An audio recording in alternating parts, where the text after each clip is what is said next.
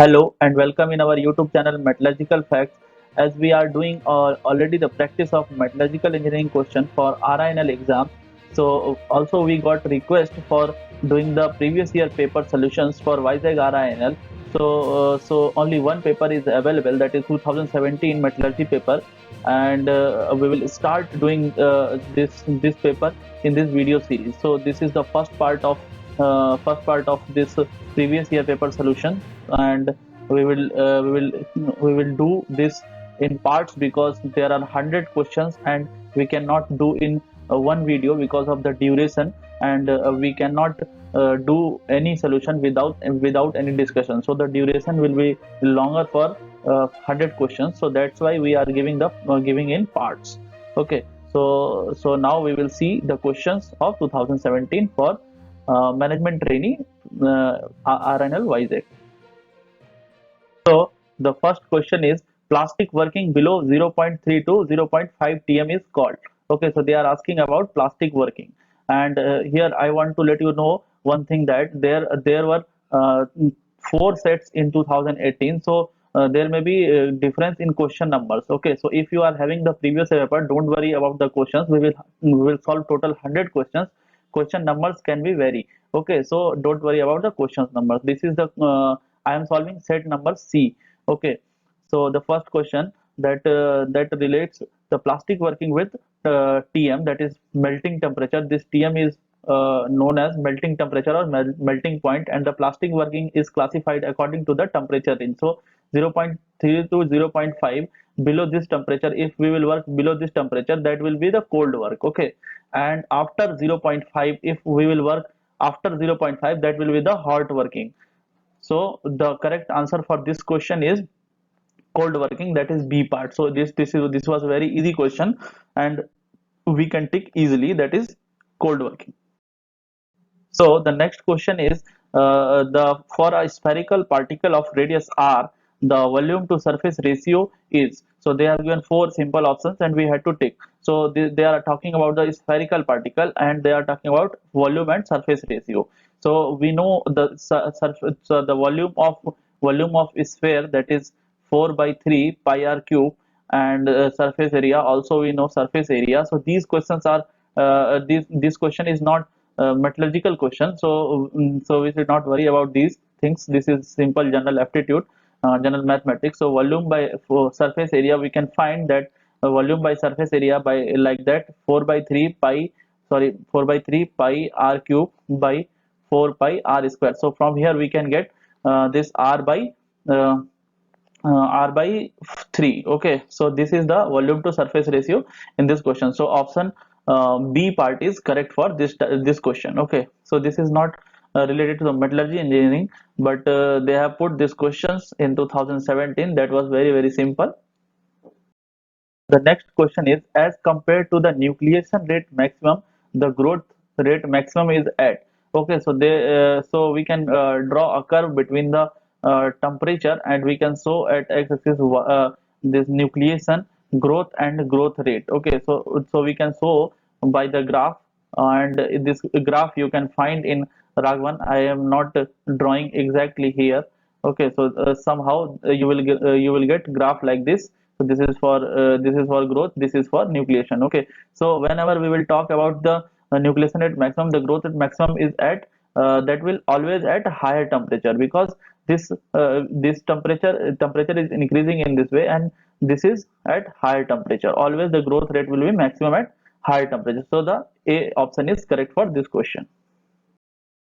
So the next question is the unit of diffusion coefficient D. So they are asking about the unit of diffusion coefficient. So these all are from the diffusion topic. So the formula for flux, we can relate that dc by dx. So we can if we know any of if we know the four of the units, so we can calculate one of the easily. Okay, so in next question I will show how to calculate the units, and here we will do this directly. That is coefficient, diffusion coefficient unit is that meter square per second. Okay, so we can find the option. So this is correct, this is incorrect, this is incorrect, this is correct answer, meter square per second. Okay, so this can also be centimeter square per second also. So we need not to worry. and we will see how to find the J unit in next question. Okay. So the next question is the unit of flux J is. Okay. So they are asking about this J flux that is related to the diffusion. So this J value is equals to J is equals to minus D and dC by dx. Okay. So we all know this D is basically diffusion constant or diffusion coefficient. Okay. So and this dC by dx is together it is concentration gradient. Okay, so this is concentration gradient, and this unit of this D is I already told you in previous question. So this unit of this D is meter square per second, and DC, the DC unit is, we can write in atoms, we can write in moles also. So this is atom per meter cube or centimeter cube. Okay, so this is atom per meter cube. We can also write moles in moles. We can also write mole per meter cube. We can also write kg per meter cube. We can also write gram per meter cube. Okay, so as per the options we will see.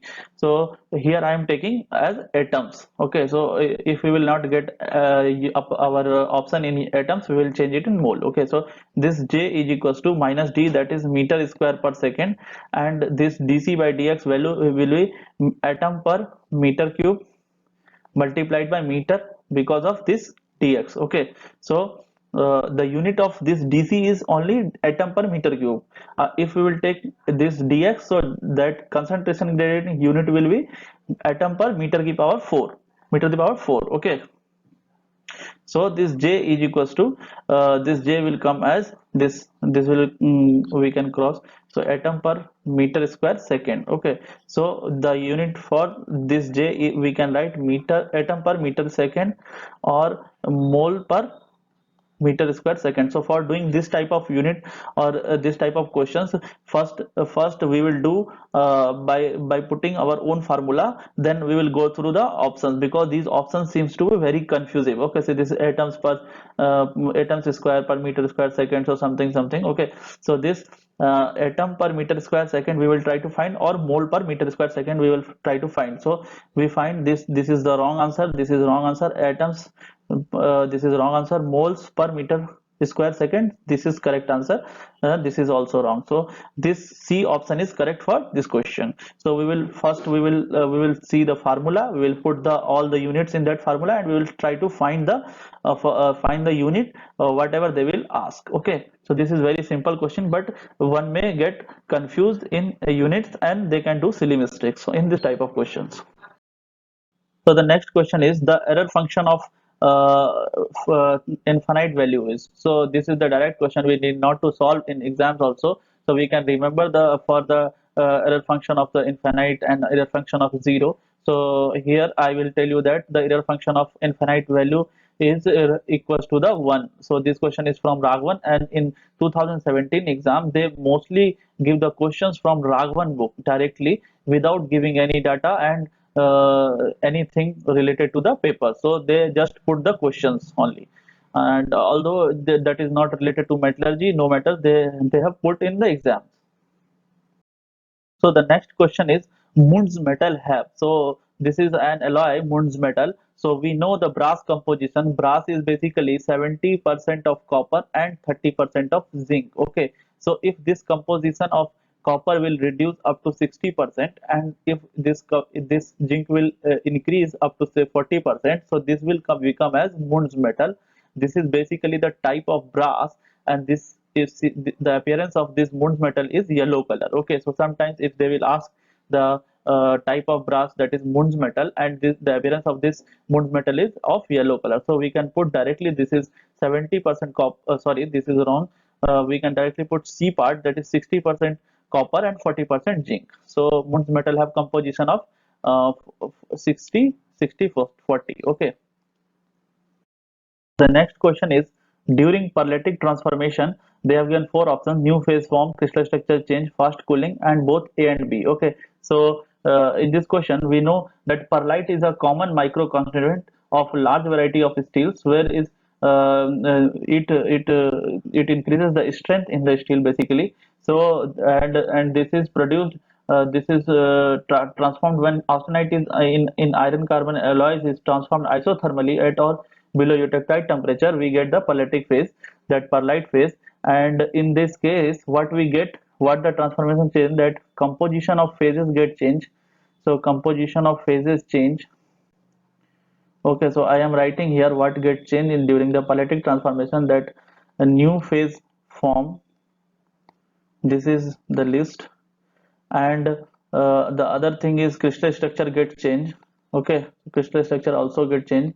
So we can see from this list that this fast cooling is not related to somehow Pellatic transformation, that is moderate cooling that is used for Pellatic transformation. And in from this list we can identify that this new phase form and crystal structure is correct. So we can say this both A and B option is correct for this question. So during Pellatic transformation, new phase form and crystal structure get changed. Okay, so this is D part is correct for this question. So fine grain size are obtained by, so we can say from here that if we will increase the nucleation rate, the grains will be finer. Okay, and if we will increase the growth rate, the grain size will be coarser. So if we will increase the grain growth, so it will be coarser. So if we will decrease the grain growth, so the grain size will be finer. And increase the nucleation rate, we will get the finer grain size. And fast cooling is also related to the finer grain size. So if we want fine grain size, we can do the fast cooling. So all the options are correct for this question. So all of the above is correct. The next question is permanent elongation of material under constant static load as a function of time is. Okay, so we all know that creep is a permanent deformation process. This is a permanent deformation process which under constant load as a function of time. This is as a function of time. So permanent elongation of material under constant static load as a function of time is basically the creep. So this creep is a fracture. And we will do the discussion in part 7 of Vizag management trainee practice. Okay, so for the explanation of this creep phenomena, you can watch our seventh part of which is upcoming part of RINL Vizag practice. Okay, so here we will see, here we can say that correct answer for this question is B part, that is creep. So the next question is tick the element added to iron to improve its oxidation resistance. So they are asking about which element we can add in iron to improve its oxidation resistance. That is basically we can say the corrosion resistance also. So the most common element that is added for the oxidation resistance is that is aluminum. And the second thing we add the chromium, and also we add nickel. Okay, so nickel somehow this also resists the oxidation in iron. So we can take the option from given option, that is aluminum. A is correct, B is also correct, that chromium is also in our list, and C nickel is also correct, that is also in our list. So we can say that all of the above is correct answer for this question. So we can add these all three for improving oxidation resistance of iron. Thank you guys for your attention. Hope you guys have learned something new and you have also seen the 2017 paper. You can get idea for upcoming RNL exam from these videos. We will try to add rest of the parts of this series as soon as possible. Thank you. Subscribe our channel and press bell icon to get notifications.